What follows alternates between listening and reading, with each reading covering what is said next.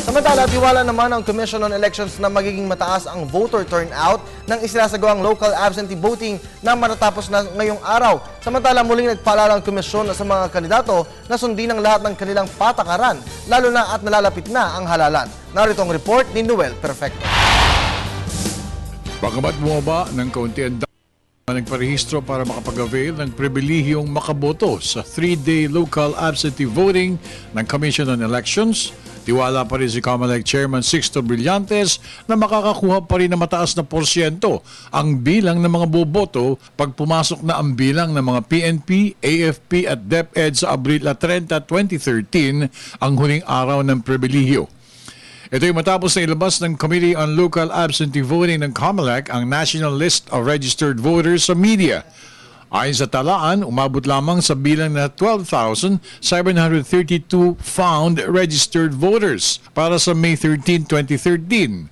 National at local elections kasama na ang Autonomous Region for Muslim Mindanao o ARMM. Bumaba ang bilang ng mga nag-apply na media sa 571 sa 504 na lamang. 21 ang nawawala habang 49 naman ang na-deactivate na. Na ngayon dahil working day ngayon, lalaki pa bukas dahil last day na, which is the traditional culture of Filipinos. Pag last day na, at uulitin namin, last day na bukas, baka gusto nyo nang humabol, sayang naman. And I say, yung mga media, for example, ang media, linakad na sumama sila sa local absentee. Ipinakita rin ni Chairman Brillantes ang pagtitiwala sa pinatutupad ng ahensya sa absentee voting privilege kung kaya't pinangunahan ito ang pagboto sa ikalawang araw ng okasyon.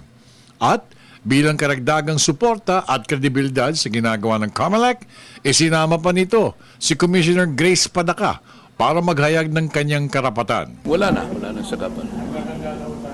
Yung konting sagapan lang, yung konting ingay lang sa labas na hindi naman nila naintindihan kung ano sinasabi nila.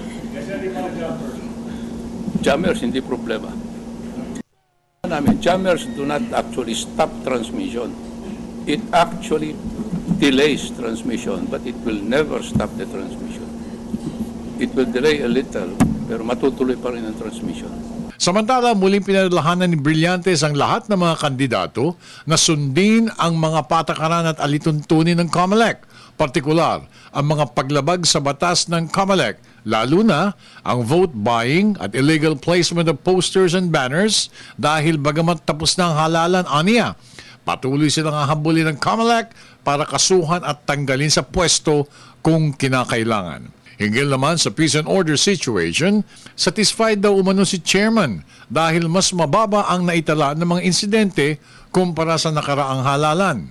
Ngunit, 7 mga probinsya pansamantala ang nabanggit nito na matamang binabantayan ng COMELEC dahil sa pagiging areas of immediate concern ng mga ito. Ito ay ang probinsya ng Masbate, Western Samar, Misamis Oriental, Abra, Bacoor at Sulu. Hindi bali yung uminit, nasa law. Kung baga sa stove, nasa law pa lang ngayon. Law, hindi pa medium, hindi pa high. Compared to the 2010, sinabi nga ng latest report namin sa police at AFP, we're 40% less. 2 weeks before the elections, ang reported incidents is 40% less than the 2010.